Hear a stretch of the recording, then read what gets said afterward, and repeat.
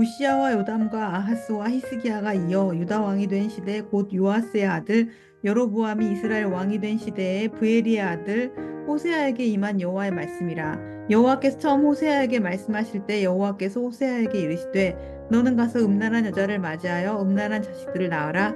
이 나라가 여호와를 떠나 크게 음란함이니라 하시니, 이에 그가 가서 디블라임의 딸 고멜을 맞이하였더니 고멜이 임신하여 아들을 낳음에 여호와께서 호세아에게 이르시되 그의 이름을 이스르엘이라 하라. 조금 후에 내가 이스라엘의 피를 예후의 집에 갚으며 이스라엘 족속의 나라를 폐할 것임이니라. 그날은 내가 이스라엘 골짜기에서 이스라엘의 활을 꺾으리라 하시니라. 고멜이 또 임신하여 딸을 낳음에 여호와께서 호세아에게 이르시되 그의 이름을 로루하마라 하라. 내가 다시는 이스라엘 족속을 긍휼히 여겨서 용서하지 않을 것임이니라. 그러나 내가 유다 족속을 긍휼히 여겨 그들의 하나님 여호와로 구원하겠고 활과 칼과 전쟁이나 말과 마병으로 구원하지 아니하리라 하시니라. 고멜이 로루하마를 젖된 후에 또 임신하여 아들을 낳음에 여호와께서 이르시되 그의 이름을 로암미라 하라. 너희는 내 백성이 아니요 나는 너희 하나님이 되지 아니할 것임이니라. 그러나 이스라엘 자손의 수가 바다의 모래같이 되어서 헤아릴 수도 없고 셀 수도 없을 것이며, 전에 그들에게 이르기를 너희는 내 백성이 아니라 한 그곳에서 그들에게 이르기를 너희는 살아계신 하나님의 아들들이라 할 것이라. 이에 유다 자손과 이스라엘 자손이 함께 모여 한 우두머리를 세우고 그 땅에서부터 올라오리니 이스라엘의 날이 클 것임이로다. 사랑과 공의, 이 둘은 조화될 수 없는 개념, 영원히 상충되어지는 두 다른 가치처럼 느껴집니다.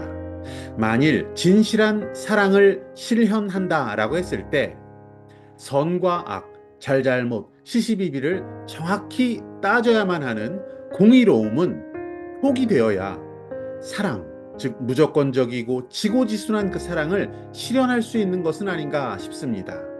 반대로 매우 높은 수준의 공의를 우리가 이루고자 한다면 사랑의 마음, 자비, 자애로운 마음은 아예 접어놓아야 가능할 것 같습니다.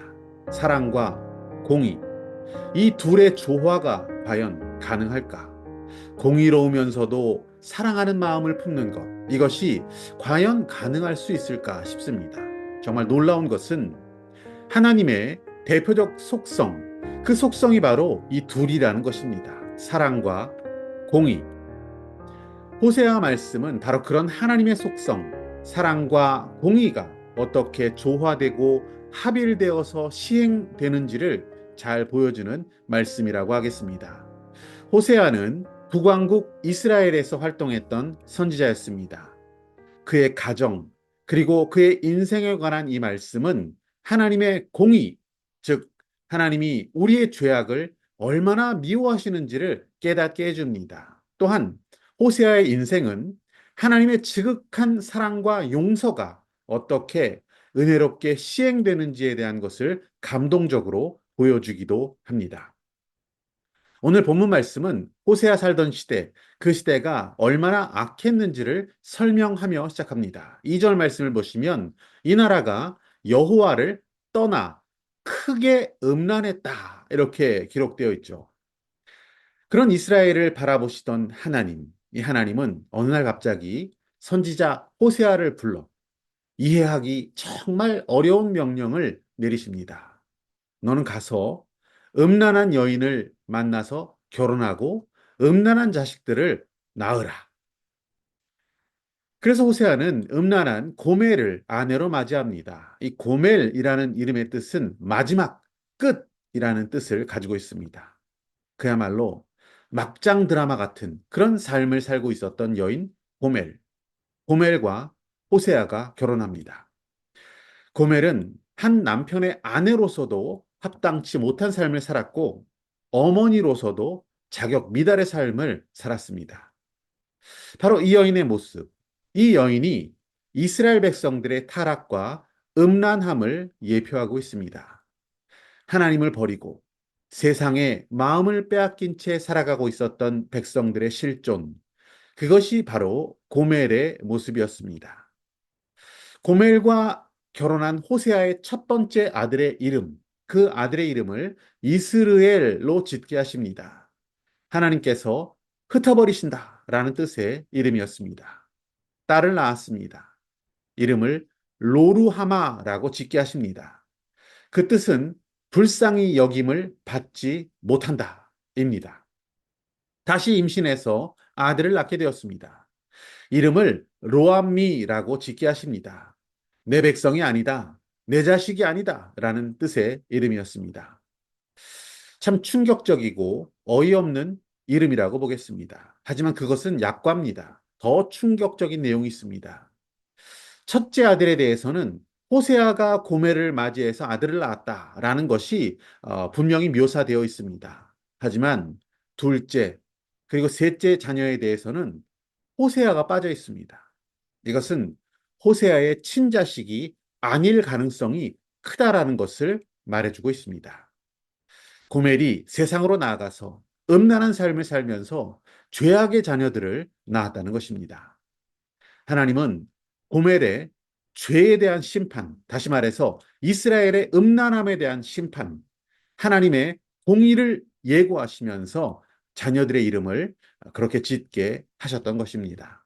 하지만 하나님께서는 공의만 시행하겠다라고 경고하시지는 않았습니다. 장차 그들에게 베풀어질 은혜, 회복, 이것에 대해서 함께 예고하고 있습니다. 10절 말씀을 보시면 그러나 이스라엘 자손의 수가 바닷가에 모래같이 되어서 헤아릴 수도 없고 셀 수도 없을 것이며 전에 그들에게 이르기를 너희는 내 백성이 아니라 한 그곳에서 그들에게 이르기를 너희는 살아계신 하나님의 아들들이라 할 것이라. 아멘. 하나님의 회복, 그 용서와 사랑이 어떠한 것인지를 짐작해 해볼 수 있는 말씀입니다. 죄를 미워하시는 하나님, 그 하나님의 공의. 그럼에도 불구하고 자기 백성을 너무나 아끼고 긍휼히 여기시는 하나님의 사랑이 동시에 드러나고 있습니다. 그것이 아버지의 마음입니다. 하나님은 호세아 선지자를 사용하셔서 하나님의 공의, 하나님의 사랑을 드러내시고 그 하나님이 하나님의 그 공의와 사랑이 결정적으로 이루어진 곳, 바로 십자가, 그 십자가의 은혜가 있는 복음의 언덕으로 우리를 이끌어 가고 계시는 것입니다. 죄에 대한 맹렬한 진노, 그리고 저주 가운데 죽으신 죄 없는 하나님의 아들 예수 그리스도, 죄를 지독히도 미워하시는 하나님의 공의가 십자가에서 자기 아들을 죽이심으로 충격되었습니다. 동시에 십자가로 인해서 우리의 죄는 용서받을 수 있게 되었고 우리가 하나님의 아들이 되어지는 은혜의 길이 우리 앞에 열리게 된 것입니다. 예수, 하나님의 공의, 또한 예수, 하나님의 사랑. 호세아 말씀 묵상을 통해서 하나님의 공의와 사랑에 대한 깊은 깨달음을 갖기 원합니다. 앞으로 이어지는 14장까지의 말씀 묵상을 통해서 주님의 은혜가 넘치는 그러한 시간들이 되어지기를 축복합니다.